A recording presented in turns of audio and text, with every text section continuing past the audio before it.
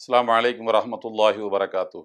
அன்பார்ந்த OH இஸ்லாம் channel நேயர்களே, எல்லாம் வல்ல ஏக இறைவனுடைய அன்பும் அருளும் நம் அனைவர் மீதும் என்றும் நிலவட்டும்.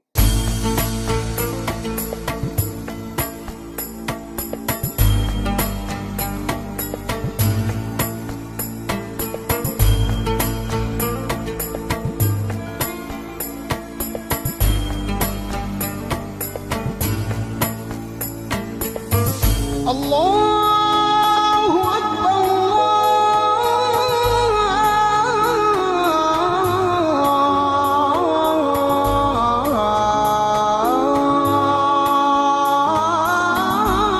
அல்லாஹு அக்பர். வழிகாட்டும் வான்மறை என்ற சிறப்பான இந்த தொடரில் இன்றும் உங்களை எல்லாம் சந்திப்பதில் மகிழ்ச்சி. அன்பானவர்களே, நபிகள் நாயகம் அவர்கள் வெளியூருக்கு செல்லும் போதெல்லாம் தம்முடைய மனைவியரில் ஒருவரை உடன் அழைத்து செல்வார்கள். ஒரு யுத்தத்துக்கு அவர்கள் நிர்பந்திக்கப்பட்டு வெளியூர் பயணத்தை மேற்கொள்ளுகிறார்கள். சில ஆயிரம் நபித்தோழர்களும் அவர்களோடு கிளம்பி போய் கொண்டிருக்கிறார்கள். அந்த பயணத்தில் அவர்களுடைய மனைவி அன்னை ஆயிஷா அவர்களை உடன் அழைத்து சென்றார்கள். அன்னை ஆயிஷா அவர்கள் அந்த பயணத்திலே நபிகள் நாயகம் அவர்களோடு உடன் செல்லுகிற போது தன்னுடைய சகோதரி அஸ்மா அவர்களுடைய முத்து மாலை ஒன்றை இரவலாக வாங்கி தான் அணிந்து கொண்டு போய் கொண்டிருந்தார்கள். வழியிலே ஒரு இடத்திலே தங்குகிறார்கள். எங்கோ அந்த முத்து மாலை கழுத்திலிருந்து அறுபட்டு கீழே விழுந்து விட்டது. ஒரு இடத்திலே தங்கியிருக்கும் போதுதான் இது நடந்தது.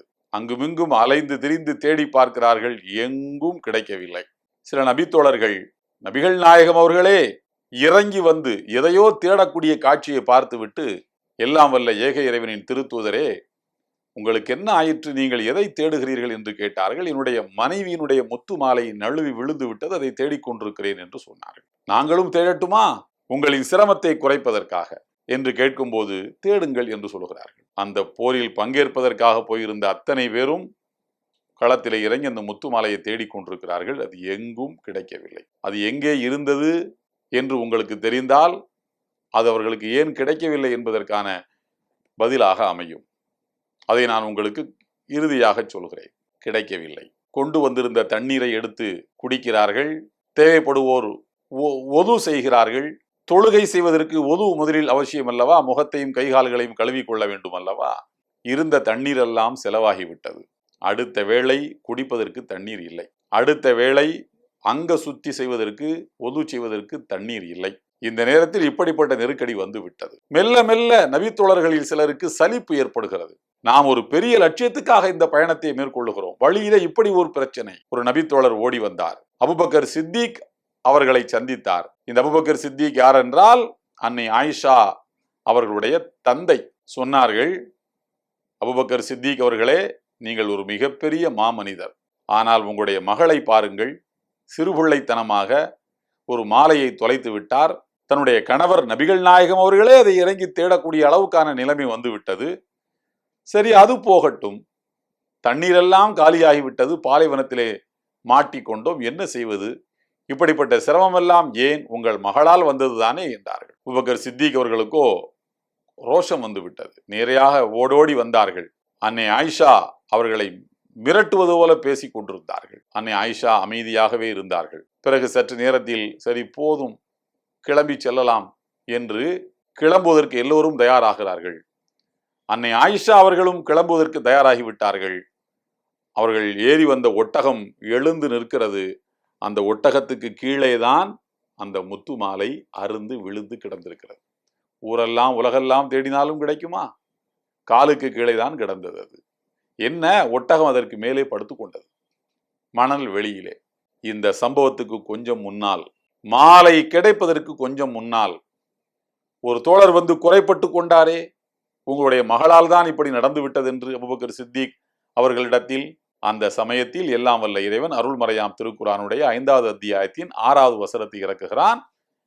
நீங்கள் பயணத்தில் இருந்தால் அல்லது தண்ணீரை பயன்படுத்த இயலாத நிலையில் உங்களுக்கு சுகக்குறைவு ஏற்பட்டிருக்குமானால், அந்த சமயத்தில் நீங்கள் ஒது செய்வதற்கு தண்ணீரை பயன்படுத்த இயலாத நிலை அல்லது தண்ணீர் கிடைக்காத நிலை இருக்கும் பட்சத்தில் நீங்கள் தயம்மம் செய்து கொள்ளலாம். தயம்மம் என்று சொன்னால் மண்ணிலே அடித்து கைகளை உதறிக்கொண்டு பிறகு அதை வைத்து முகத்தையும் கையையும் லேசாக தடவிக்கொள்வது. இது முகத்தை கழுவுவதற்கு, கால்களை கழுவுவதற்கு மாற்றாக இறைவன் தந்த ஏற்பாடு. தயம்மம் என்று இதற்கு பெயர். இந்த வசனம் இறங்கிய உடனே ஒரு நபித்தோழர் ஓடோடி வருகிறார். அபூபக்கர் சித்திக் அவர்களிடத்தில் வந்து சொன்னார், மாஹிய பி அவ்வலி பரக்கத்திக்கும் யா ஆல அபிபக்கர். அபூபக்கர் அவர்களே, உங்கள் குடும்பத்துக்கு சோதனை வரும்போதெல்லாம் எங்களுக்கு விடுதலை கிடைக்கிறது, எங்களுக்கு ஒரு சலுகை கிடைக்கிறது. தண்ணீரை பயன்படுத்த இயலாத நிலை ஏற்பட்டால் அதற்கு மாற்றாக தயம்மம் என்கிற சலுகை எங்களுக்கு கிடைத்து விட்டது. இப்போது தண்ணீர் இல்லை, அதனால் எங்களால் பயன்படுத்த இயலவில்லை. இதற்கு மாற்றாகவும் தயம்மம் வந்தது என்பது மட்டுமல்ல, தண்ணீர் இருந்தும் பயன்படுத்த முடியாத நிலைக்கும் மாற்றாக தயம்மம் வந்துவிட்டது. எனவே இது உங்கள் வழியாக இந்த சமுதாயத்துக்கு கிடைத்த முதல் பரக்கத்து அல்ல, முதல் அருள் வளம் அல்ல, இதற்கு முன்னரும் பல கிடைத்திருக்கின்றன என்று கூறுகிறார். அன்புக்குரியவர்களே, நாம் இந்த நிகழ்வில இருந்து எதை பாடமாக பெற்றுக் கொள்கிறோம் என்றால், நபிகள் நாயகம் அகிலத்தின் வள்ளல், அகிலத்தின் வழிகாட்டி. அவர்களுக்காக உயிரை கொடுப்பதற்கு லட்சக்கணக்கில் தோழர்கள் இருந்த காலகட்டத்தில் தன்னுடைய மனைவியின் முத்து மாலை அருந்து விழுந்து விட்டது என்பதற்காக அவர்களே களத்தில் இறங்கி தேடினார்கள். தன்னுடைய மனைவியை அவர்கள் கோபித்துக் கொள்ளவில்லை, முரட்டுத்தனமான வார்த்தைகளை பயன்படுத்தவில்லை, அடிக்க பாயவில்லை, கடின சொற்களை உதிர்க்கவில்லை. மாலை தொலைந்து போய்விட்டதா? தொலைவதற்கு முன்னால் எச்சரிப்பது என்பது வேறு. தொலைந்து விட்டால் கூட சேர்ந்து நாமும் தேடி உதவுவதுதான் அந்த நேரத்தில் செய்யக்கூடிய வேலையாக இருக்க முடியும். உயர்ந்த மனிதர்கள் எவ்வளவு உயர்ந்த இடத்துக்கு போனாலும் அவர்கள் உயர்ந்த பண்புகளைத்தான் வெளிப்படுத்துவார்கள். உயர்ந்த மனிதர்கள், நல்ல குண ஒழுக்க சீலர்கள், குணவாளர்கள் நெருக்கடிகளின் போதும் தன்னுடைய மேன்மை மிக்க குணத்தை விட்டு கீழே இறங்க மாட்டார்கள். நல்ல சொற்களை பயன்படுத்துவோர் எத்துணை பெரிய நெருக்கடி வந்தாலும் மோசமான சொற்களை அவர்கள் பயன்படுத்த மாட்டார்கள்.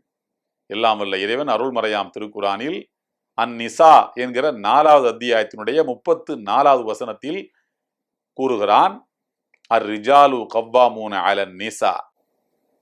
பெண்களுக்கு ஆண்கள் தான் கவ்வாம். சிலர் இதை கவ்வாம் என்கிற வார்த்தையை நிர்வாகி என்று மொழிபெயர்ப்பார்கள். பெண்களை ஆண்கள், அதாவது மனைவியை கணவன் நிர்வாகம் செய்பவன் என்று மொழிபெயர்ப்பார்கள். கவ்வாம் என்கிற வார்த்தைக்கு நேரடியாக பொருள் சொல்வதாக இருந்தால் கார்டியன், காப்பாளன். ஒரு பெண்ணுக்கு ஆபத்து சூழ்கிறது என்றால் அவளை காப்பவனாக அவளின் கரம் பிடித்த கணவன் இருக்க வேண்டும். ஒரு பெண்ணை சோகம் கவ்விக்கொள்கிறது என்றால் அந்த சோகமான நேரத்தில் கரம் பற்றி ஆறுதல் சொல்லி அவளை காப்பவனாக கணவன் இருக்க வேண்டும். ஆனால் சோகத்தை உருவாக்குபவனாகவே அவன் ஆகிவிடக்கூடாது. ஒரு பெண் மனம் விட்டு பேசினால் அவளுக்கு முகமலர்ச்சி ஏற்படும் என்று அவளுக்கு தோன்றுகிறது என்றால் அவளுக்கு காதுகளை கொடுப்பவனாக, அவளுக்கு தன் நேரத்தை கொடுப்பவனாக, அவளுக்கு பிசிக்கல் அட்டெண்டன்ஸ் எனப்படுகின்ற பௌதீக ரீதியாக அருகில் இருந்து ஆறுதல் சொல்லக்கூடியவனாக, அல்லது ஆறுதலாக சும்மாவாவது பக்கத்தில் இருப்பவனாக, எல்லா வகையிலும் ஒரு பெண்ணை காப்பவனாகவே ஆண் இருக்க வேண்டும். பெண்ணோடு முரண்படுகின்றவனாக, முரட்டுத்தனமானவனாக அல்ல. ஆபத்துக்கள் சூழ்ந்து வருகின்ற போது அவளை காப்பவனாக இருக்க வேண்டும் என்பதுதான் இந்த வசனம் நமக்கு கற்றுத்தருகின்ற செய்தி. பெண்ணின் உணர்வுகளை நாம் மதிக்க வேண்டும், மனைவியினுடைய எண்ணங்களை நாம் ஈடற்றி கொடுக்க வேண்டும் என்கின்ற அற்புதமான பாடத்தை இந்த வரலாறு நமக்கு போதிக்கிறது. எல்லாம் வல்ல ஏக இறைவனின் அன்பும் அருளும் நம் அனைவர் மீதும் என்றும் நிலவட்டும். இந்த வீடியோ உங்களுக்கு பிடிச்சிருந்தா லைக் பண்ணுங்க, ஷேர் பண்ணுங்க, கமெண்ட் பண்ணுங்க.